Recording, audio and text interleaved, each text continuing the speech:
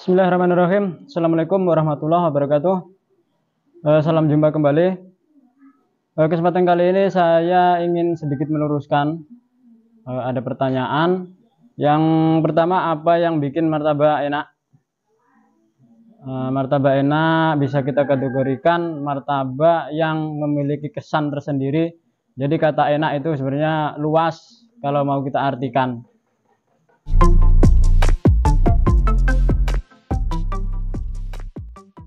Terus yang bikin martabak enak itu apa? Yang pertama ini bisa kita peroleh dari bahan yang kita gunakan. Misal bahan dasar martabak yang kita tahu pasti kita menggunakan tepung. Apabila kita menggunakan tepung yang biasa dibandingkan dengan tepung premium, sudah tentu jauh berbeda. Terus gimana caranya? Gimana kok bisa martabak yang enak kita jual dengan harga biasa, sedangkan bahan yang kita gunakan bahan-bahan premium? Nah, disinilah letak kecerdasan seorang pedagang mengolah. Gimana caranya sih supaya pelanggan itu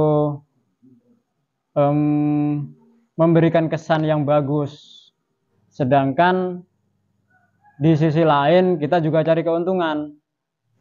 Gimana caranya? Kita pakai bahan premium, bahan yang bagus, sedangkan harga jual kita harga jual yang biasa.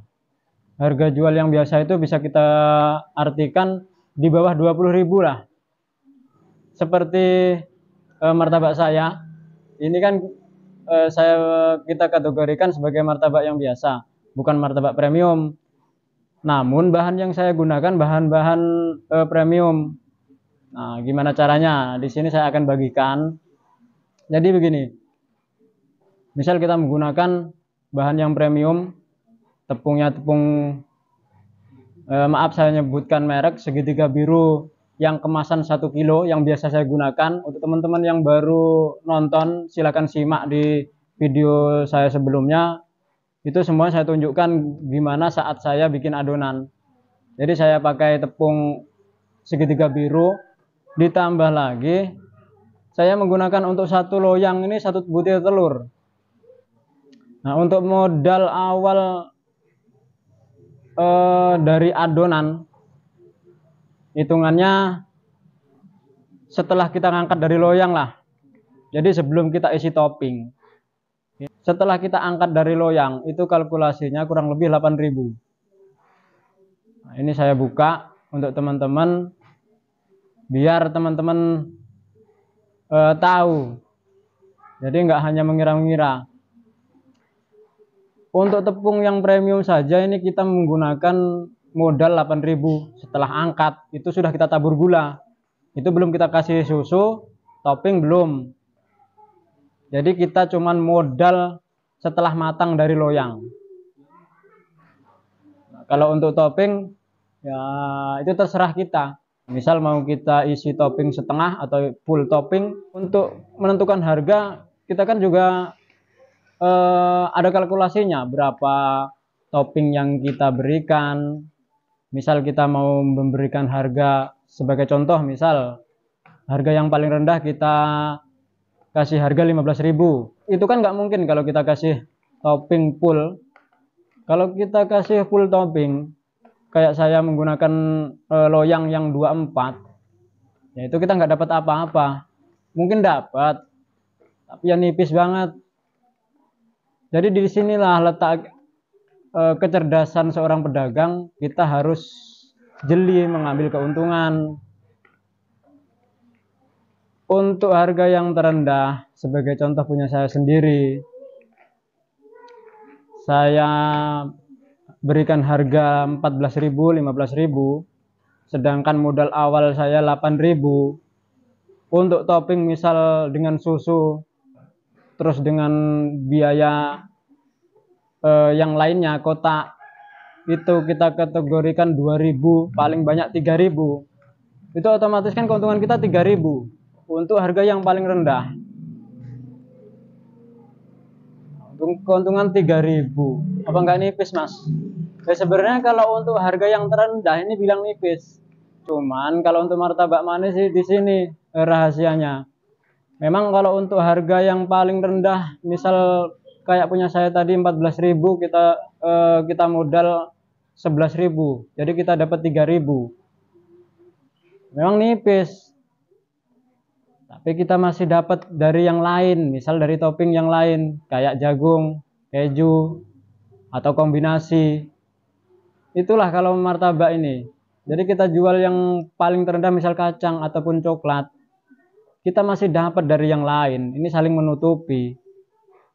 Kayak ketan, kita dapatnya banyak. Apalagi ketannya ini ketan hasil tanaman kita sendiri. Jagung, apalagi jagungnya juga tanaman sendiri. Kan ini keuntungannya lebih banyak.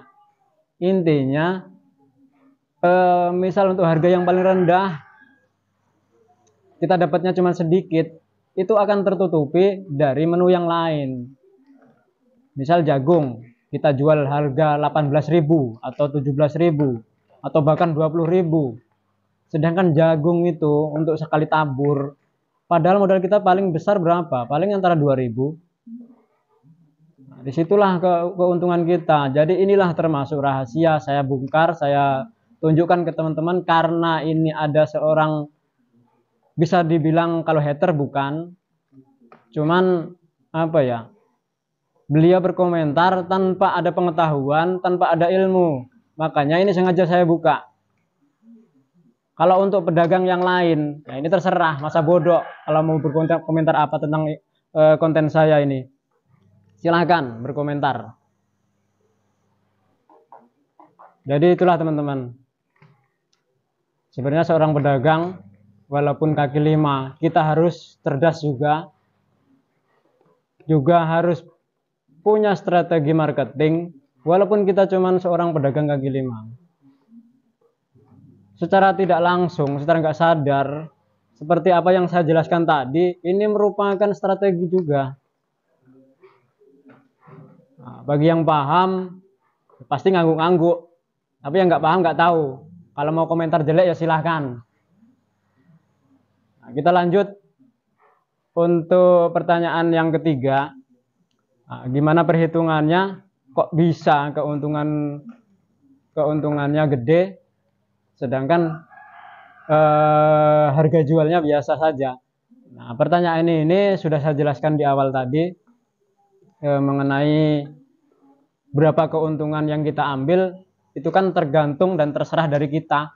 Kita mau memberikan harga berapapun, itu juga adalah hak kita. Inilah enaknya jadi wirausaha, pedagang, terutama makanan. Mau kita kasih harga berapapun, itu terserah kita. Sah-sah saja, nggak ada dalam hukum, dalam agama saya itu yang melarang kita menentukan harga. Yang penting antara pembeli dan penjual kan sama-sama tidak ada yang dirugikan. Sudah cukup, nggak usah repot-repot. Itulah enaknya kita sebagai pedagang tuh. Oke, sekian. Semoga teman-teman selalu diberikan kesehatan. Salam untuk keluarga. Wabillahi taufiq wal hidayah. Wassalamualaikum warahmatullahi wabarakatuh.